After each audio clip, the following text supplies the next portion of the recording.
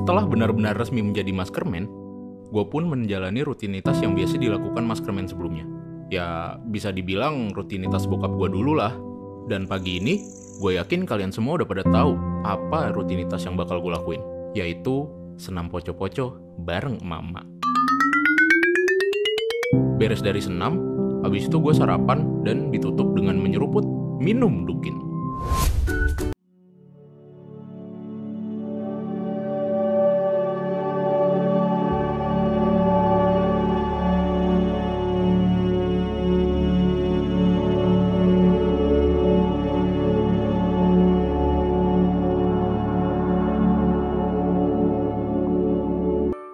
Sehabis menjalani rutinitas pagi, dan gue bingung mau ngapain lagi.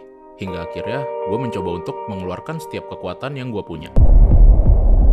Ya, hitung-hitung latihan lah, biar nggak salah ngeluarin kekuatan pas lagi ngalahin musuh. Kemudian gue memandangi kedua tangan gue. Terutama bekas gigitan yang bisa ngeluarin jaring kayak di mimpi gue. Tanpa pikir panjang, gue langsung nyoba ngeluarin jaring itu. Ternyata apa yang diucapkan Pekam benar. Ada jaring yang keluar dari tangan gue. Saking girangnya, gue pun terus ngeluarin jaring gue. Sampai-sampai... Bim, gue tahu lu lagi latihan. Tapi jaringnya jangan diarahin ke gue juga dong. Malah nutupin seluruh badan lagi. Udah kayak mami. Salah. Mumi maksudnya. Hehe, maaf Kam, maaf. Kasihkan soalnya. Habis muka lu kayak ikan tenggiri sih, pengen gue jaringnya bawaannya. Saat lagi bercanda sekaligus latihan sama si Pekam, tiba-tiba gue mendengar seperti teriakan orang minta tolong. Tolong! Tolong! Kam, Tolong! denger gak? Ada orang teriak-teriak minta tolong. Kayaknya lu doang deh yang denger. Soalnya itu panggilan untuk maskerman untuk menolong seseorang. Beneran Kam, masa lu gak denger sih? Jadi, ini panggilan buat gua sebagai maskerman untuk nolongin orang dan membasmi kejahatan. Berarti sekarang udah waktunya buat gua beraksi. Tapi kayaknya ada yang kurang dah nih Kam. Kurang apa emangnya? Masker Kam. Aduh, malah gua lupa naruh lagi tuh masker di mana. Masker lu baru aja tadi gue cuci. Soalnya tadi nggak sengaja buat ngelap mulut gue. Pas banget gue habis makan. Maaf ya. Gimana dah? Terus gimana dong? Kasihan ini, dia udah teriak-teriak minta tolong terus. Tenang aja. Kalian gak usah panik. Gue ada cadangan masker. Nih maskernya. Tunggu. Ini gak kekecilan lagi kan? Ntar gue susah napas lagi kayak kemarin. Enggak, kali ini gak kekecilan. Swear dah, gue gak bohong. Gue pun langsung memakai masker cadangan yang dikasih kru. Dan ternyata... Nah, pas kan? Apalagi ada sensasi dingin-dingin gimana gitu. Iya, pas. Adem malah. Udah gitu wangi. Tapi ini mah masker bengkoang. Lu mau nolongin orang apa bukan sih? Aduh, Parjo. Gue botakin juga lu. Setelah urusan masker kelar, gue pun langsung menuju di mana sumber teriakan itu berasal. Karena gue udah diajarin berpindah tempat dengan cepat sama si Pekam. Alhasil, dalam hitungan detik, gue pun udah sampai di tempat teriakan itu berasal. Tampak seorang perempuan muda sedang gelisah dan ketakutan. Tolong! Tolong! Tolong! Hampir aja kelewatan gue. Melihat gue yang tiba-tiba ada di depan dia, perempuan itu tampak kebingungan. Gue pun langsung menanyakan apa yang terjadi. Biar dia nggak mikirin kenapa. Tiba-tiba cinta datang kepadaku. Bagus banget suara gue. Bentar. Ini gue kenapa nyanyi ya? Udah lanjut. Ayo lanjut. Mas, tolong mas. Itu mas. Tolong mas. Buruan mas. Ada apa mbak? Ada apa? Tenang dulu mbak, tenang. Jangan panik, tenang. Ambil napas, keluarin pelan-pelan. Iya mas. Nah, udah tenang kan? Coba ceritain ada apa. Sini biar saya bantu. Itu mas, itu. Tolongin mas, kasihan dia mas.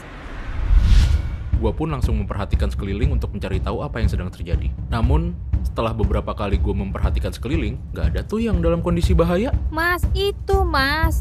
Ih, masa gak lihat sih? Kasihan dia mas. Dia lagi dilecehkan mas. Mana sih mbak? Kok gue nggak lihat ya?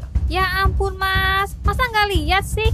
Itu tuh kucingnya lagi diperkosa di tempat umum sama kucing lain. Mengetahui apa yang sebenarnya terjadi, gue pun cuman geleng-geleng kepala. Aduh mbak, itu mah namanya bukan diperkosa, tapi emang lagi, ya gitu dah. Tapi kan itu pelecehan seksual loh. Kasihan kucing betinanya. Emang mas nggak kasihan apa? Ya, enggak juga sih. Kan itu mah emang lagi proses berkembang biak. Ih, parah masnya. Cowok apaan tuh kayak begitu? Ih, dasar. Dah, bye.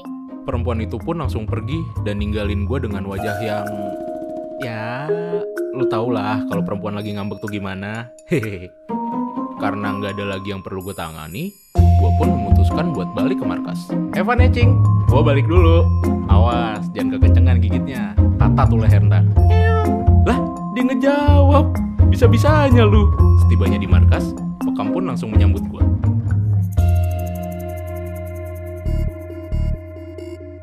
Akhirnya Maskerman sudah kembali. Gimana tugas pertamanya? Pasti seru kan? Seru apanya? Masa gue disuruh misahin kucing kawin? Hah? Disuruh misahin kucing kawin? Seneng kan lu, seneng. Tugas pertama jadi superhero gini amat. Kagak ada bagus-bagusnya. Kagak berkesan pisan. Bim, tenang aja tenang. Gak usah terlalu dipikirin. Kadang yang pertama itu nggak harus berkesan, tapi menarik dan bisa menjadi pengalaman tersendiri. Saat sedang berbicara dengan Bekam, hal yang sama pun terjadi lagi. Yaitu gue kembali mendengar teriakan minta tolong. Dan kali ini banyak banget suaranya.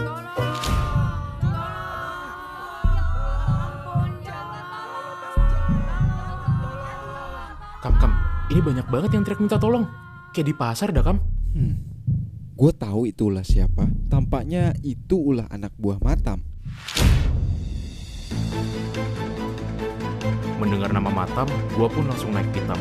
Emosi gue sesaat tak terbendung. Kedua tangan gue pun langsung terkepal dengan sangat keras. Bim, sabar. Gue tahu lu kesel, tapi jangan sampai lu gegabah. Lu harus tahan emosi lu. Sebab kalau lu gak bisa nahan, maka itu akan menjadi titik lemah lu dan bisa mereka manfaatkan. Yaudah, gue jalan dulu ke pasar. Gue mau tolongin warga yang di sana. Yap, silakan dan tunjukkan aksimu, Maskerman. Oke.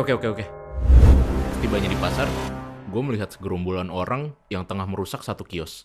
Dari kejauhan, gue melihat sosok yang gak asing buat gue, yaitu pria dengan tato di lengan kanannya. Kali ini dia dengan anak buahnya sedang merusak kios. Jangan mas, jangan, ampunin kami, jangan rusak dagangan kami mas. Suka-suka gua lah. Lagian siapa suruh lo nggak bayar sewa kontrak lo? Woi, hentikan! Setelah gue berteriak, semua mata kini tertuju sama gue. Gue pun perlahan berjalan menghampiri mereka.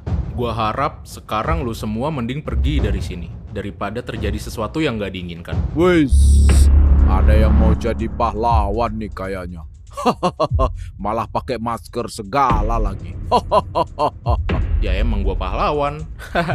Yaudah, sekarang lu semua maunya gimana?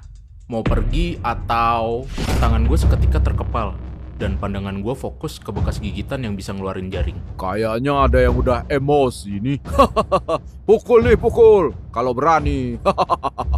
Mendengar tantangan itu, gue hanya bisa menyeringai. Lalu menatap tajam ke arah mereka. Suasana pun seketika berubah menjadi medan perang. Kini gue harus melawan 5 orang. Bahkan lebih saat kita semua akan memulai perkelahian. Tiba-tiba... Permisi mas, maaf ganggu waktunya. Numpang nanya ya mas, kalau gedung ini tuh di mana ya mas? Coba gua lihat. Oi, lo tahu nggak nih lokasi gedungnya di mana? Gedung apaan sih? Itu loh yang miring. Tuh gedungnya. Oh, gedung yang itu. Gampang, Mbak.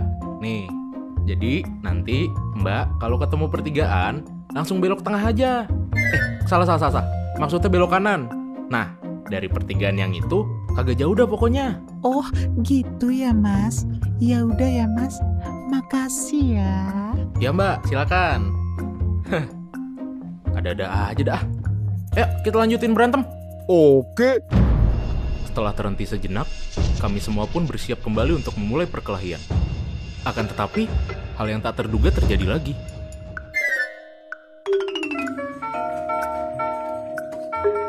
Permisi mas, numpang lewat ya. Adah, Iya. Sana buruan lewatnya. Ganggu aja lu. Maaf mas, maaf. Mau beli nggak mas? Jeh, dia malah nawarin. Enggak. Sana pergi lu. Apa mau gua hancurin nih gerobak lu? Ya janganlah mas. Ya udah saya jalan lagi ya mas. Maaf ya semuanya. setelah tukang susu itu pergi, secara tiba-tiba pria bertato dan anak buahnya langsung maju bersamaan dan ngeroyok gua. Akan tetapi, kali ini gue berhasil menghindar dan melawan mereka satu persatu. Dengan santainya, gue meriak-liukan badan untuk menghindari serangan mereka. Kagak kena. Yang bener dong mukulnya. Masa kagak kena? Gak kena. Setelah berkali-kali menghindar, gue pun akhirnya mulai membalas pukulan mereka. Gue pun mengeluarkan jaring yang gue miliki. Saat jaring gue keluar, mereka otomatis langsung kebingungan. Akan tetapi, mereka langsung gak mempedulikannya dan malah nyerang gue lagi. Dengan cukup santai, gue arahkan jaring ke tangan dan kaki mereka. Hingga akhirnya, gue bikin tangan dan kaki mereka nempel satu sama lain. Woi, lu apain di tangan gua? Jangan curang dong lo. Pakai segala ngeluarin jaring segala. Tangan kosong kalau berani.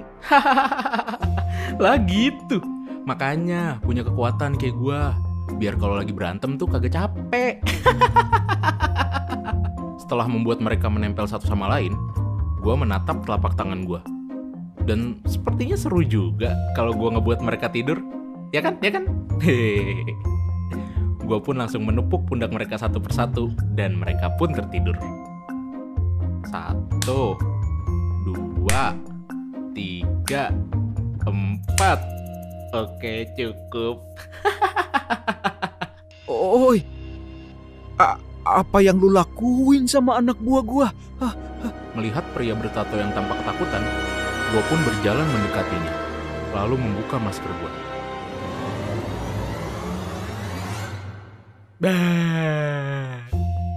Masih ingat gue kan? Setelah gue menunjukkan muka, pria bertato itu pun langsung terdiam. Kali ini, gue nggak ngebuat lu tidur. Karena gue mau lu sampein pesan ini buat si Matam. Lu sampein ke si Matam. Gue akan membasmi kejahatan di kota ini. Tuh, lu sampein pesan gue.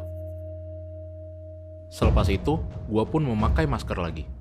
Lalu gue tembakkan jaring untuk menutupi tubuh mereka semua.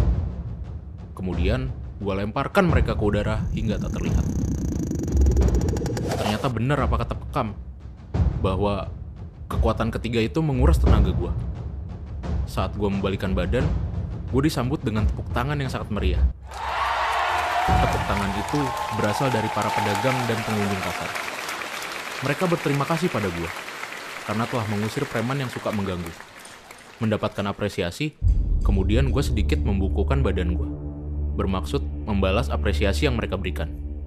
Iya, sama-sama. Enggak, itu kan emang udah tugas saya.